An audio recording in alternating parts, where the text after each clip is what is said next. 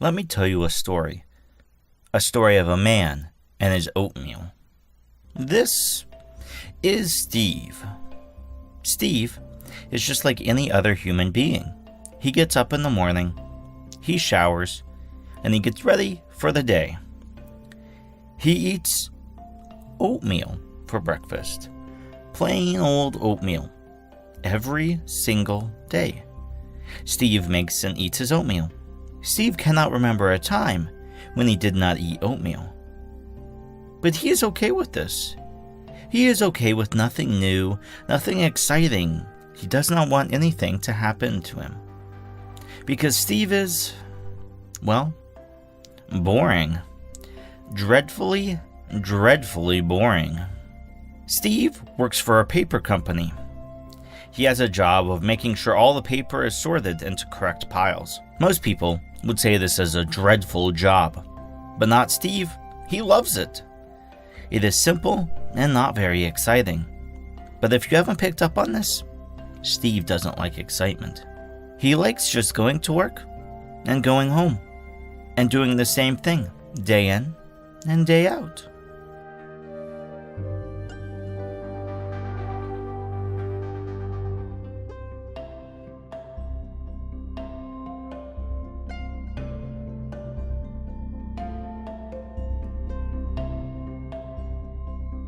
But now Steve is not at work. Due to a lack of funding, Steve has been furloughed from the company. So now Steve doesn't have a job. So he sits and watches the people go outside of his window. He likes to imagine that they have much more exciting lives than he does. Like Kylie, he imagines she is a traffic officer, that sometimes she has to talk to people. Thrilling. Or Kyle. He imagines Kyle is a chef at a roadside diner, that one wrong move and he might burn the eggs. How exhilarating. Or Naima. He imagines her as a streetlight checker, that you never know when the lights will go out. So day in and day out, Steve watches the people go by, thinking of how stable and easy his life is, and how much he likes it. Yet, some part of Steve really does seem to long for something more. But whenever Steve has these feelings, he starts to count the number of leaves on the tree, and this takes his mind back to his simple life. Today is like any other of the past few days for Steve. He has gotten up, gotten ready for the day, and ate his oatmeal, and now he is looking out the window. But today, Steve notices someone new walking down the walkway. As Steve gazes upon her, something happens that has not happened to Steve for a very long time. Steve's heart began to race. It beat faster and faster in his chest, quicker and quicker with every beat. He was so unsure of these feelings. He was unsure of what was happening or why it was happening. Steve was now more worried about the beating of his heart than anything else. He thought that he was going to die, that his heart would beat right out of his chest. Steve started to count the leaves on the tree. He must count the leaves. He must, or he would surely die. After a few hundred leaves, his heart began to beat normal. Steve then thought whether or not he should look down at the walkway again, for Steve did not want to make his heart beat that way again. But after much thought and much turmoil, he decided not to take a chance and just went to bed for the rest of the day and the night. The next morning, Steve got up, got ready for the day, and ate his oatmeal, and was now looking out the window. But he was not as quick to look down at the walkway this time. Steve started with the counting of the leaves. As Steve counted, he noticed less and less leaves. It must be becoming fall, Steve thought to himself. Often, Steve would miss the passing of the seasons, for he felt it caused his body too much stress to notice such life-changing events. But Steve ran out of leaves to count, so his thoughts toyed with him and forced him to look down at the walkway.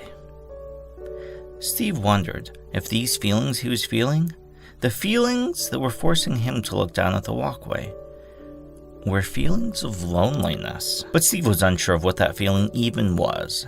He soon saw people walking on the walkway, the ones he wanted to see. But in the back of Steve's mind, he worried and wondered if the girl that caused his heart to beat so fast would appear again. And just as he finished that thought, there she was. Steve's heart began to beat faster and faster, quicker and quicker this time. But Steve did not look away. He was unsure of why, but he did not. Maybe he could not look away. Steve watched as she walked and headed towards his building, his gaze transfixed upon her, his heart still beating faster and faster. Then, she was gone. She had walked into the building, out of sight. Steve sat there, staring at the spot he last saw her, perplexed, fearful, and maybe, just maybe, a little curious. But Steve would never admit to having such a feeling. Even that one time, when he decided to try ketchup without shaking up the bottle first, just to see what would happen, he would not admit it. But this was a lot for Steve, so he decided that it was best to retire for the day and the night. The next morning, Steve got up, got ready for the day, ate his oatmeal, and was now looking out the window. This time, there was no counting of the leaves, no noticing how few leaves there were, no distractions from watching the people below. Steve watched and watched. He almost became excited, hoping he would see that woman again, who, thinking about it, he didn't know her name, or really any of the names of the people he watched. He just made up names for the people he watched. Nice, boring names. But this time, Steve did not want to just give her any old boring name. No. After some thought, he chose Hazel. Steve chose that name because he knew of the nut's mildly exciting flavor that he had eaten it by mistake a few times, thinking it was a peanut. After Steve had thought about this and given the woman the name Hazel, his thoughts went back to his feelings of seeing the woman again. He wondered if this is what excitement felt like, but worried he might strain himself if he thought about it too long. So he just waited and waited in hopes of seeing Hazel, and soon she came down the walkway just like the times before. And again, Steve's heart beat quicker and quicker, faster and faster. But this time, Steve did not just stare. He leaned forward. He wanted to keep his eyes on her just a bit longer. Then, she was out of sight again. Steve leaned back, amazed at what he had just done. He thought this is what it must be like when you run out of oatmeal in the morning. But, of course, that had never happened to Steve before, and he thought that it would be such a horrifying experience if he did. But, like the times before, this wore him out. So Steve retired for the rest of the day and the night. The next morning, Steve had gotten up, gotten ready, ate his oatmeal, and was now looking out the window. He did not know what the day held for him, but knew he wanted to see Hazel again. He was still unsure of what force made him want to see her, what force made him stare out the window even when it caused him fear that his heart might beat out of his chest, what force made him think about her. Steve had never thought about anyone for too long, but Hazel started to seep into his mind. He started to wonder if she liked oatmeal. What kind of toothpaste did she like? And he even wondered what her voice sounded like. Steve waited and waited. It seemed that the day was dragging on, though Steve was unsure of what this phrase even meant, because how could the day drag on? Waiting and waiting Steve was. He just kept waiting, but no Hazel. No woman to make his heart beat faster and faster, quicker and quicker. No beautiful face. Wait, was she even beautiful? Steve asked himself. What was beautiful? A perfectly white piece of paper was beautiful. A perfect ream of paper was beautiful. A perfect warm bowl of oatmeal was beautiful. But was she beautiful? He must think on this, he thought to himself. But back to the matter at hand. Steve did not see Hazel. He began to wonder why. Why did she not come down the walkway? Why today of all days? Maybe something had happened. Maybe she'd been kidnapped by someone who wanted a large sum of money. Maybe she was swimming and then got bitten by a shark and was lying in the hospital bed with no legs. Or maybe the worst possible thing happened. She got audited by the IRS, and now they were forcing her to light fireworks. Steve's mind raced and raced with so many horrible things that Steve would have never thought about before. Things that were way too exciting to even think about. But Steve noticed that force that was causing him to do all these things he would not normally do, was there. Steve, after thinking many thoughts, was tired, so he retired for the rest of the day and the night. The next morning, Steve got up, got ready for the day, ate his oatmeal, and was now looking out the window. Steve did not know what to do if he did not see Hazel today. Should he call the police? Should he talk to the building superintendent? Steve was unsure, but he knew that any option he could think of was far too exciting for him to actually do. So Steve sat, watching the people again, hoping that Hazel would show up this time. And to his relief, she did, right on time. But this time something happened. As Steve was watching Hazel walk down the walkway, she stopped and turned her head and looked right at Steve. Their eyes met, and Steve almost died from this. I mean that. He was one short breath away from death. Steve sat there, motionless, breathless, unsure of what to do. Should he just die? That might be the easier option now, he thought, because this was enough excitement to last Steve his lifetime. Or should I wave? Wave? Why would I do such an action, he thought. He was still quite unsure of how he felt about this Hazel woman, and waving would be way too much of a commitment for unsure feelings.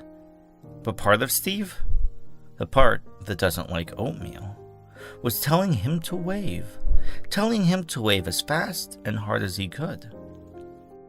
Steve did not know why, but the voice inside of his head was winning. He actually started to consider waving, consider doing something other than sitting there, doing nothing at all.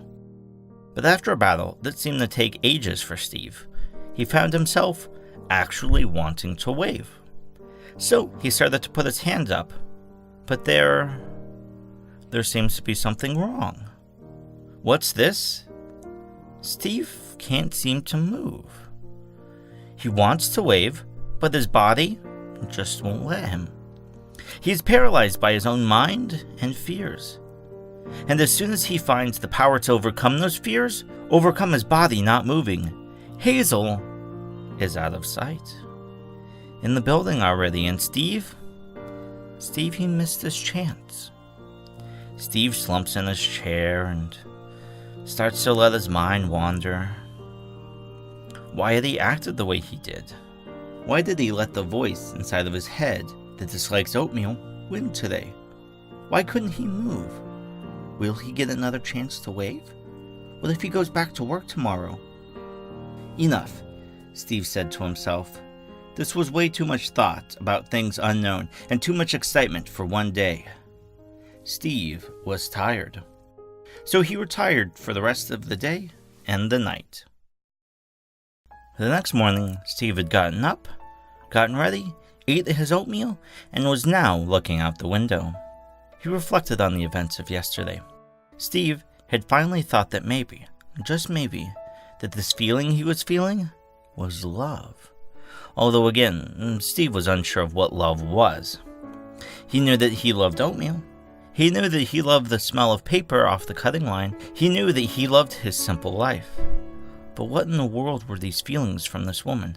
Feelings that made him think and feel things he'd never imagined possible. After hours and hours of watching people and thinking about love, Steve decided that maybe he did love her. But surely not in the same way that he loved oatmeal. No, it was a different way. And as if by fate, Hazel walked right into view as Steve made this decision. Hazel kept walking, and after a few steps, she again stopped, turned her head, and gazed upon Steve. Steve did not wave. He was again frozen with fear, but this time was different. Steve was already fighting his mind, fighting his fears. And to Steve's surprise, he was winning. And all of a sudden, his hand shot up like a bird getting let out of a cage. Steve looked at his hand and his arm, as if they'd been transformed into a stick of butter. But then he remembered the whole reason for this awkward action that he had just performed. Hazel. His head turned back to look down and to see Hazel's response. And to his amazement, she was still there. In fact, she was waving back. And even smiling. Steve was shocked. He did not plan for this train of events.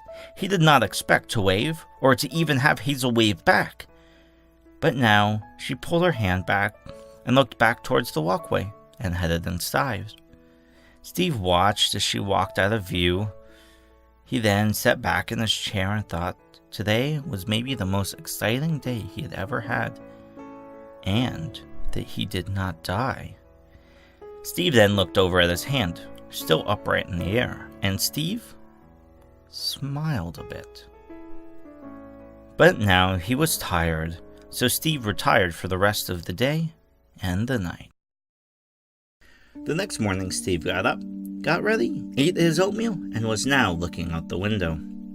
But as soon as he sat down, the phone rang. Steve jumped a bit and quickly answered the phone. It seemed to be his boss.